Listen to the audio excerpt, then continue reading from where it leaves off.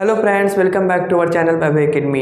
आज हम पढ़ने जा रहे हैं क्लास 12 केमिस्ट्री के एक बहुत ही इंपॉर्टेंट टॉपिक जो कि है हमारा शून्य कोटि की अपक्रिया। शून्य कोटि की अपक्रिया कौन सी अपक्रिया होती हैं?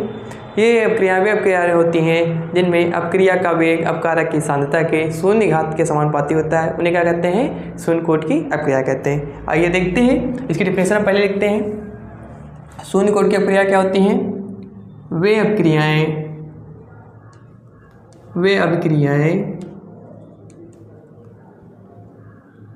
जिनमें अपक्रिया का वेग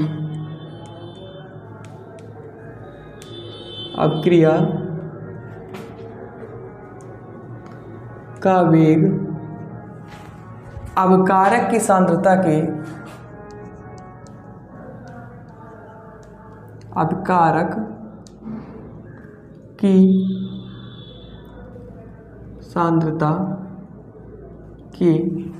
शून्य घात के समानुपाती होती हैं। शून्य घात के समानुपाती होती हैं।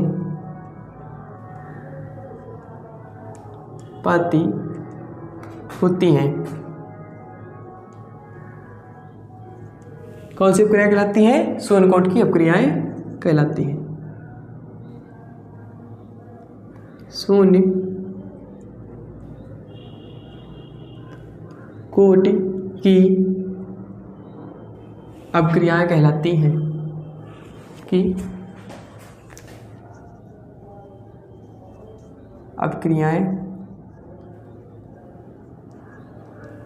हैं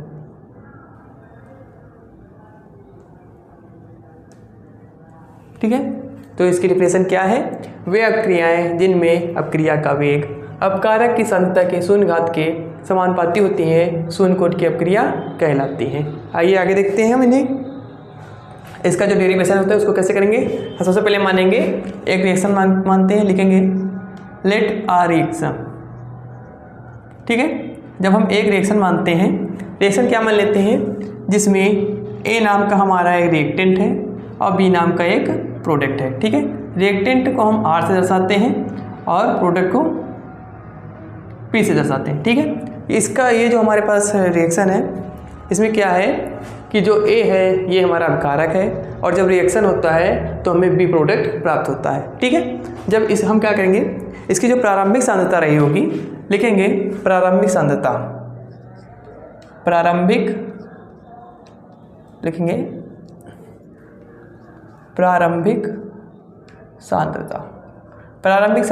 मतलब t = 0। जब समय 0 था तब इसकी प्रारंभिक सांद्रता क्या थी? A मोल पर लीटर। और जो हमारा प्रोडक्ट था, प्रोडक्ट का डिसोसिएशन कुछ हुआ नहीं था, तो इसलिए क्या होगा, इसकी सांद्रता कितनी रही होगी तब प्रारंभ में? 0 मोल पर लीटर। ठीक है। अब जब t समय बाद जब हमारा रिएक्शन हो जाती है तब इसकी सांद्रता क्या रही होगी? लिखेंगे t समय बाद सांद्रता। ठीक है। तो t समय बाद की सांद्रता क्या हो जाएगी? इसकी सांद्रता हो जाएगी A-X मोल पर लीटर और जो हमारा प्रोडक्ट था उसकी सांद्रता क्या हो जाएगी? X मोल पर लीटर हो जाएगी। ठीक है।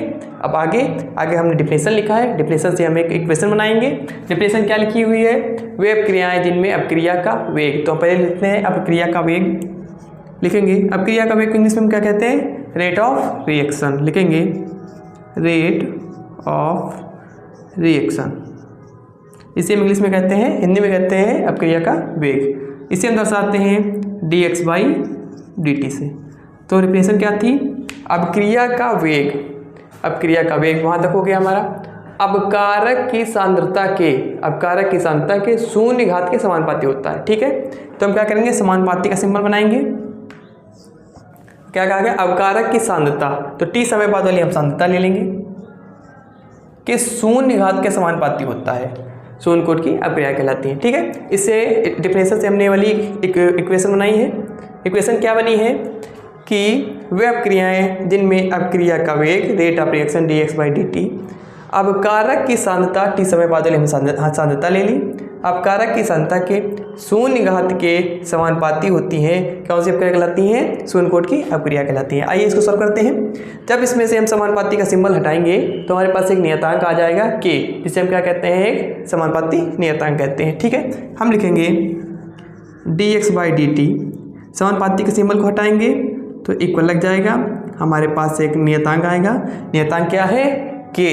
ठीक है, ये हो जाएगा। अच्छा देखिए, हाँ, तो ये हो जाएगा a-x⁻0। और आप सभी लोग जानते हैं कि अगर किसी भी संख्या, किसी भी नंबर की पावर में अगर 0 होता है तो उसका मान क्या होता है? 1 होता है। देखिए, जैसे हमारे पास 2 है, इसकी पावर में 0 है तो इसका मान क्या होगा?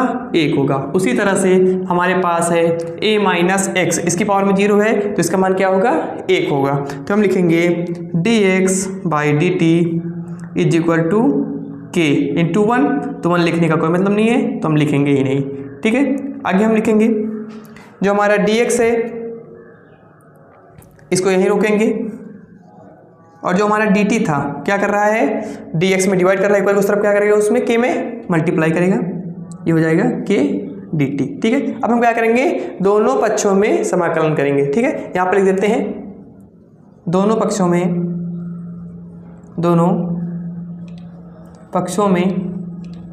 समाकलन करने पर। ठीक है, तो हम क्या करेंगे? Integration of dx = k integration of dt। के हमारा कांस्टेंट था तो के हमारा बाहर आ गया। अच्छा, हम जानते हैं कि जब हम इंटीग्रेशन का हमारे पास से कुछ फार्मूले हैं, लिखेंगे फार्मूला। तो कौन कौन सा फार्मूला है? अगर हम dx का इंटीग्रेशन करते हैं तो हमारे पास क्या आता है? x आता है। ठीक है, अब आगे और क्या है? और dt का इंटीग्रेशन करेंगे उसी तरह से तो t आ जाएगा। ठीक है, आइए देखिए, इंटीग्रेशन ऑफ dx लिखा हुआ है तो इसका मान क्या हो जाएगा? x हो जाएगा। ठीक है, इक्वल लगा दिया। k लिखा हुआ है, k लिख देंगे। t लिखा हुआ है, dt लिखा हुआ है। जिस तरह से इंटीग्रेशन ऑफ dx का x था उसी तरह से इंटीग्रेशन ऑफ dt क्या होगा? t होगा। ठीक है, ये हो जाएगा t हमारा। ठीक है, यहाँ से हम क्या करेंगे? इसको मान लेंगे इक्वेशन, नहीं, पहले हम क्या करेंगे? ये हो गया x = kt और प्लस का c क्या हमारा? ये है समाकल नियतांक। क्या है? समाकल नियतांक। ठीक है, इसको थोड़ा उधर लिख देते हैं। ठीक है, अब आगे c क्या हमारा? समाकल नियतांक। इसको मान लेते हैं इक्वेशन फर्स्ट, मान लिया हमने। ठीक है, अब क्या करेंगे? हम क्या करेंगे? जो हमारी प्रारंभिक सांद्रता थी उसको मान लेंगे और समय भी 0 मान लेंगे। ठीक है, इफ लिखेंगे इफ x = 0 एंड t = 0। जो हमारा प्रारंभिक सांद्रता थी और प्रारंभिक जो हमारा समय था, अब हम उसको मान लेंगे। तब क्या करेंगे? देखिए, लिखेंगे x = इसी इक्वेशन में करते हैं। x का मान क्या हो जाएगा? लिखते हैं x = kt प्लस का c। यहाँ से हम c का मान निकालेंगे। x का मान x की जगह पर 0 है, k लिखेंगे। t का मान क्या है? 0 प्लस का c। तो यहाँ से हम जब सॉल्व करेंगे तो c की वैल्यू क्या मिलेगी? 0। ठीक है, अब हम लिखेंगे c का मान इक्वेशन किस में रखेंगे? फर्स्ट में रखेंगे। फर्स्ट में रखने पर जब हम c का मान इक्वेशन फर्स्ट में रखेंगे तो ये देखते हैं हमें क्या मिलेगा? x = kt और प्लस का c लिखा है, c की जगह पर क्या लिखेंगे? 0 लिख देंगे हम। ठीक है, तो हमें क्या मिलेगा? x = kt मिल जाएगा। ठीक है, अब आगे देखते हैं। यहाँ पर k को हम वहीं रोक लेते हैं, यहाँ पर x लिखते हैं और t इधर k में मल्टीप्लाई कर रहा है, उधर क्या करेगा? x में डिवाइड करेगा। ठीक है, तो हमारा जो ये फार्मूला है शून्य लिखेंगे, यही शून्य कोट की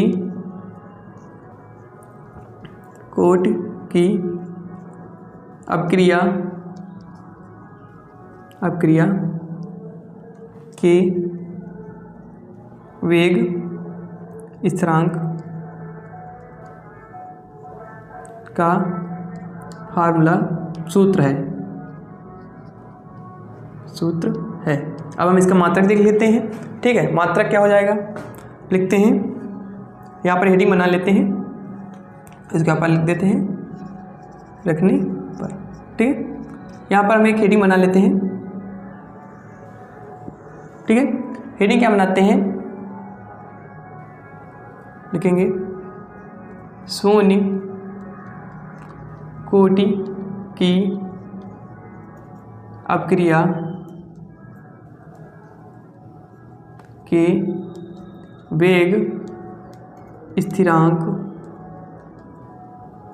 का मात्रक। ठीक है, इसका मात्रक कैसे लिखेंगे, हम जानते हैं k equal to x by t लिखेंगे। वी नो दैट, हम जानते हैं कि k is equal to x by t होता है। ये हमारा शून्य की अपक्रिया के वेग स्थिरांक का फार्मूला है। इससे हम कैसे मात्रक निकालेंगे, जो हमारा मात्रक निकलेगा इसका लिखेंगे मात्रक k का, ये x लिखा हुआ है, x क्या थी हमारी सांद्रता थी, क्या थी सांद्रता थी, ये हो जाएगा मोल, ये हो जाएगा मोल पर लीटर, इसका मात्रक होता है सांद्रता की, और समय का मात्रक क्या होता है, सेकेंड होता है। ठीक है, अब क्या करेंगे हम, ये जो हमारा मोल है ये ऊपर चला जाएगा। ठीक है, मोल ये लीटर ऊपर जाएगा, हो जाएगा लीटर इनवर्स, और ऊपर ये सेकेंड भी चला जाएगा, हो जाएगा सेकेंड इनवर्स। तो इसका मात्रक क्या हुआ, mole litre inverse second inverse. ठीक है, शून्य कोटि की अपक्रिया के वेग स्थिरांक का मात्रक क्या होता है, mole litre inverse second inverse. ठीक है, यहाँ से हमने इसको निकाल लिया। फ्रेंड्स, आई होप आपको ये समझ में आया होगा। अगर आपको समझ में आए हैं तो हमारे वीडियो को लाइक कीजिए एंड चैनल को सब्सक्राइब कीजिए। Thank you.